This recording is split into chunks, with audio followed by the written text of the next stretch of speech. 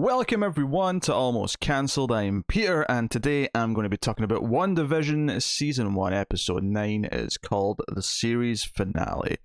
So full spoilers for the episode as always, and indeed the whole season at this point. In fact, the title, the series finale, does kind of imply that there's no plans for any more of this, but that could just be, it could easily just be rectified if they change their minds, but also it could just be a play on the titles, because the titles have all been TV show terms of some kind. But yeah, here's the finale. Here's the big culmination of everything that's it's been building for the last 8 weeks. And I'd say my feelings on it are fairly positive, although I do have some issues with things. This might be the most MCU the whole thing has felt, for better and worse. Particularly, something that I wasn't as hot on the last couple of episodes was Agatha herself. I wasn't super necessarily into the reveal and how sort of over the top she was, and I wasn't necessarily into how much monologuing she did last week. And this finale, particularly once we get to the fighting and a bit more monologuing and just blasts of energy being fired at each other in the sky, it kind of just solidified that she is just the next in a long line of Marvel Cinematic Universe villains who are kind of lackluster and honestly a little bit lame. She's not really all that exciting as a villain, I don't think. And it's not because I was hoping for some big reveal of some other unseen villain. I know the internet's been all about Mephisto. They've been speculating Mephisto, but because I'm not as connected to the actual comic book source material, I'm not really that fussed about anything like that. I'm more just concerned about the villains feeling kind of special in their own right and feeling like an intimidating force and a challenge for the heroes. And I don't necessarily think she kind of ultimately became too much of that. That's not to say that some of the fighting itself wasn't kind of fun in a comic booky way. Same with the Vision stuff with I guess we'll call him Hex Vision versus White Vision.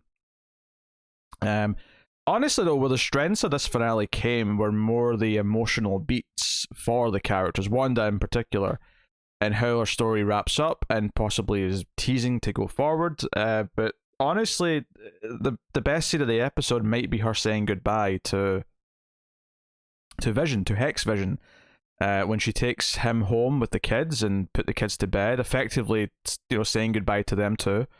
And they share this moment. It's maybe not quite as touching as their scene from the flashback last week, but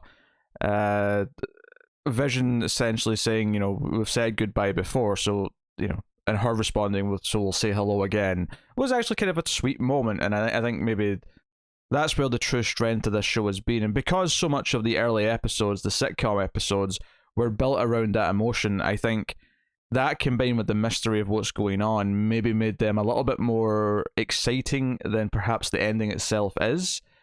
But that's not to say that I don't think we've achieved a lot for Wanda and in caring about Wanda, and of course we get to see her final full version of her more comic accurate costume in the MCU, with the crown, with the red outfit. And it looks pretty good. It looks like it belongs. The crown in particular looks good on her, I think. So that's neat. Another key scene that I think was really strong was probably the only interesting thing I think Agatha does this episode really is to wake up everyone in Westview. And the scene of Anya from Buffy, I can't remember. Bonnie? Not Bonnie. Dottie. It was Dottie. Anyway, she comes up and basically begs Wanda to let her see her daughter. And Wanda's reaction and everyone around her, telling her she's evil and telling her that they've been held here captive, and her reaction to that is, again, one of the more interesting elements of the show, because it feels like it's actually got weight behind it, because Wanda has done this to people. She has turned all these people into victims. And arguably, if there's going to be a complaint along those lines for the show, it's maybe that there won't be that many consequences for her when there perhaps should be. There's a scene of Monica later on in the episode saying they'll never understand what you gave up. And yeah, we've seen that as the audience, but at the same time, I don't necessarily buy that people would just sort of let this go. So definitely a bit murky in that sense, but the actual emotional core for Wanda is quite interesting to watch. And I again, that's where I felt most of the weight in the episode. And Vision as well, actually, shockingly, the Vision versus Vision stuff. I did think it was funny that if you hadn't seen the mid-credit scene from last week, you'd have no idea what this white Vision nonsense is. You would just be like, wait, what's this now? Why is there this evil Vision trying to kill Wanda? But Vision comes in and they have the fight in the sky with the energy blast going against each other. Very comic booky, as I said earlier. But again, the most interesting scene is when they stop fighting and Vision tries to, Hex Vision tries to debate White Vision over why he's trying to kill him and says, your mission's to kill Vision, but technically I'm not really Vision. I'm just a recreated version of Vision. And he brings up this ship in a museum and talks about how they have to replace the planks of wood because they rot. And eventually, if all the planks are replaced, is it really the ship anymore? And alternatively, if they remove all of the rot from the original planks and put them back, is it still the same ship anymore? And obviously, both versions referring to themselves. The Hex Vision being one that's completely new and recreated from memory, and the White Vision being the original parts that are put back together, but not really having the soul of the original Vision. I thought this was fascinating. I think White Vision's curiosity when Vision's making him think of these things, and then ultimately unlocking the data in his head, potentially giving him all of his memories, or at least a good significant portion of them. Again, I thought was one of the more interesting elements of this. I think when it tried to be big action scenes, it was kind of fun, but ultimately a little bit hollow. But when it became more confronting the trauma, confronting what's going on with the characters, it was at its best. And then when it's trying to be more of an MCU movie, it maybe feels a little bit weaker, particularly with the villain, because I do think she is a bit two-dimensional. There's not really much to her ultimately. Having her hidden for so long is the most interesting thing about her. The actual, I want your power, ha ha ha ha, like, is basically all she boils down to. By the end of the episode, I wasn't really feeling much from her. Not the worst MCU villain, but that's not really, that bar's pretty low. Like, it's very low. So, but yeah, I don't really have much to add as far as the villain's concerned. Wanda ultimately, of course, tricks her by using the runes that she taught her about in the actual bubble itself when they're fighting in the sky.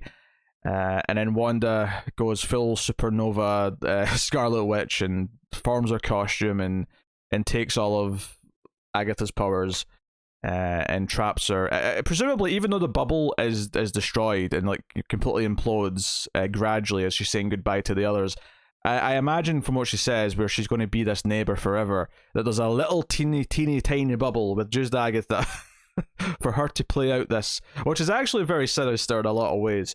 Maybe we'll go into that.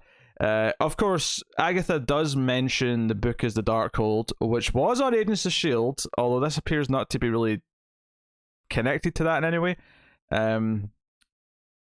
Whatever. She also mentions the Sorcerer Supreme. There are no big cameos. Everyone was coming into this expecting at least one big cameo. Partly the Mandalorian season 2 kind of almost like set the expectations for what these Disney Plus shows can have cameo-wise. And I think people might be a little disappointed by that. And I don't necessarily think...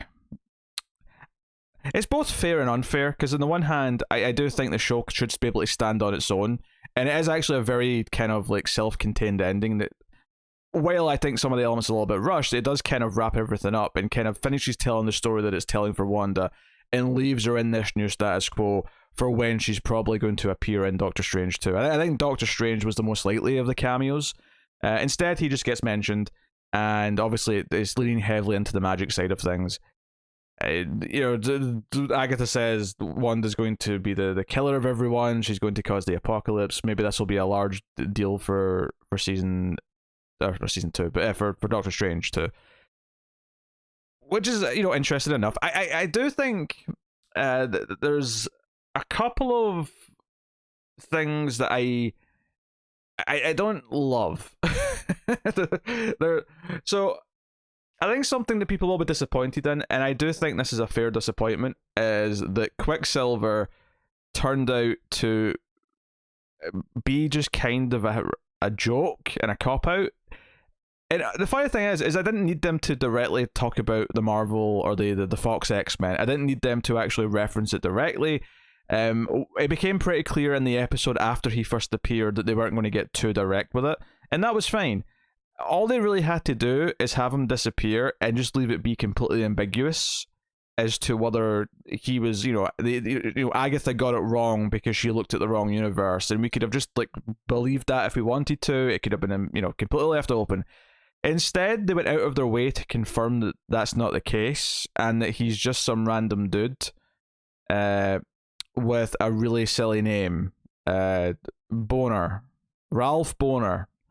I saw a great tweet, or a Photoshop of a tweet. I'm not sure what it was, but it was basically saying, because we've heard that a lot of these actors are coming back for Spider-Man 3 from the previous Spider-Man movies, and it was basically joking about how they're going to be playing various characters with last names, testicles, and and penis and things like that.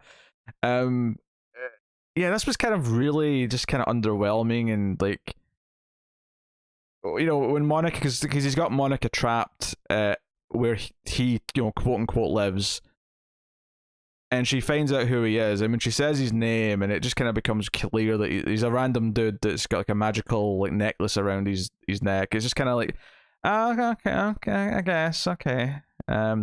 And on that same front, I mean, like, Darcy gets basically nothing to do in this. She has one moment where she comes in with the ice cream or the clown car and hits Hayward's truck when he's trying to escape after all of his forces have been defeated.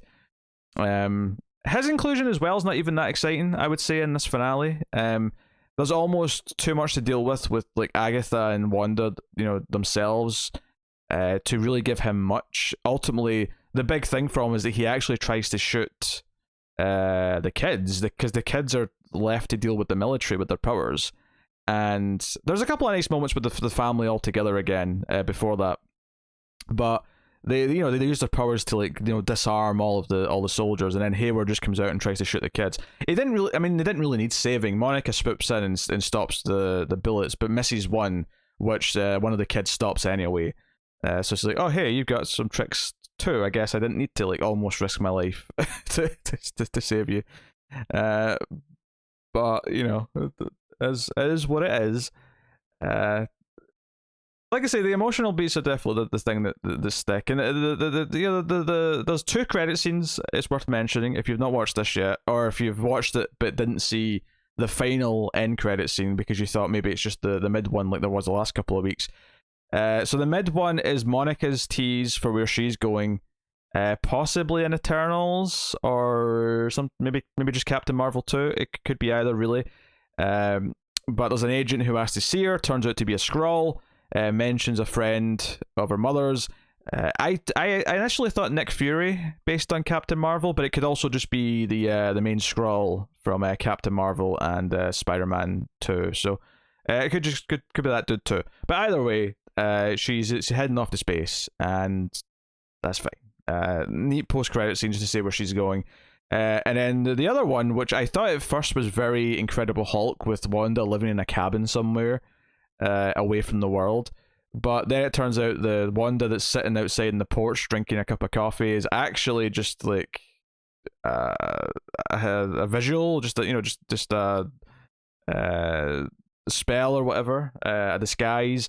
And we see the real Wanda floating, looking through the dark hold and being all magical. And it sounds like she hears her kids. I suspect this is probably the more direct lead in to Doctor Strange 2, is that the kids she's hearing at the end are probably from a different universe. Hence, Multiverse of Madness. Maybe Wanda looking for her kids in a different universe is going to be part of the story of Doctor Strange 2. Which is a little bit frustrating in the sense that I feel like Wanda should have learned something about everything at the end here, and dealing with her grief and making the choice to not let everyone be trapped, because Agatha tries to say to her, hey, I'll leave you in your town with all these people filling the roles, but Wanda of course has to make the choice to do the heroic thing and let them go. There still probably should be consequences for the fact that she kept all these people captive, even if it was a mistake at first. She didn't know she'd done it at first, from what it sounds like, and it's not until later on she's kind of started to realize exactly what she's done to people. Um, but she does make the vow to, understand her powers, which right now she does not. So we'll see how that develops. Clearly, they're setting up her as being super powerful, and there's points where she's ripping holes in the hex to let people out, which is how the army dudes get in. I say army dudes, the sword agents in Hayward. It shows how powerful she is. It shows how big and extreme and how catastrophic she potentially could be if she's not fully in control of what she's doing. But because we get this closure with Vision that is kind of hopeful that she'll get to see him again, although it is a bit weird that he doesn't mention that White Vision's had his memories unlocked and effectively might just become a Vision 2.0 that's just as good as he was, arguably. We'll see. Obviously, that's something that's been left there. The only place it makes sense for that to be continued, if there's not a season 2, would be wherever Wanda is. So I imagine Doctor Strange 2 again is where the payoff to this other Vision seemingly, showing up and maybe having an impact would, it'd have to be where Wanda is. And it is worth mentioning that when Vision's talking to Wanda and asks, what he is, she says, "Oh, you're the part of the Mind Stone that's inside me." So she basically confirms what I speculated back when we saw her create him like last week, which was the yellow energy that created him was part of the stone. She says that as part of that energy. So I wonder, it didn't happen in the show, but the expectation that maybe she'll put her creation of Vision inside the body of Vision to create full Vision, even though it's not technically the original Vision anymore, in the sense that that like it's the memories mixed with the Mind Stone version that she's created, which is as close as we're ever going to get to Vision again, and it'll be kind of a reset, kind of in the same way, in some ways, I suppose, that Gamora in the movies is technically been reset because it's now Gamora from a previous part of the timeline. So all the experiences she had with the Guardians and with Star-Lord are kind of been erased for her, and she's going to have to kind of go from scratch again. It's not the exact same because this Vision will have the memories in a sense because there were data to be unlocked in Vision's body, but kind of a similar thing, and it's kind of a 2.0, not the exact version again. But yeah, maybe at that point we're arguing over semantics and it doesn't really matter that much. But yeah, so it's funny. I probably sound a little bit down on it because I think it was mostly quite enjoyable. The fighting was enjoyable enough, and like I say, the emotional beats where Wanda and Vision are together, whether it's them saying goodbye or whether they're together with the kids in the main street of the town right before all the fighting, that stuff is pretty solid. Whenever the two Visions talking to each other, I think when it's addressing what's wrong with them or it's addressing what they're going through and kind of like laying it bare, and that stuff rings true because that's the stuff that's really driven the whole season. The whole show has been about what Wanda is going through. When it becomes about evil witch lady firing blasts of energy at her and her just kind of like fighting back, it's not as exciting. Probably, honestly, the most interesting part of the whole fight, and I like this more because it kind of like brings back something she used to do, which is Wanda does the thing that she did back in Age of Ultron. She did it to all the Avengers members, except Hawkeye, notably, because that was the joke in Age of Ultron, is that Hawkeye is the only one to not get mind controlled in that movie, versus the first film. But she, does the thing where she puts her hand up next to her head, and we see the magic energy, and it takes us to where she was going to be burned at the stake. But all of the witches in this vision or from her memory all kind of turn on Wanda because she's the Scarlet Witch and she's that dangerous. So, and that's fine. But I just liked Wanda actually doing this again. I like that callback to Age of Ultron. It establishes that that thing she did the first time we ever saw her is still something she can do, even though she's not had as much of a reason to do it in a while, potentially.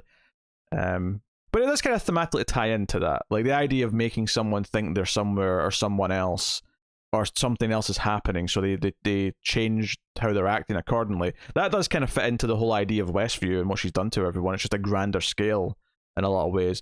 And in some senses, she did it to herself because she didn't want to know and she wanted to believe in this fantasy. So I guess in a thematic sense, I do kind of like how that ties into the very first time that we ever saw our user powers. It kind of ties into that, so that's neat. I appreciate that. Uh, I had fun with the show. Certainly overall, I think the mystery was good, although the actual villain that was sort of there for the fight at the end, I do think was a bit underwhelming, like a lot of Marvel stuff.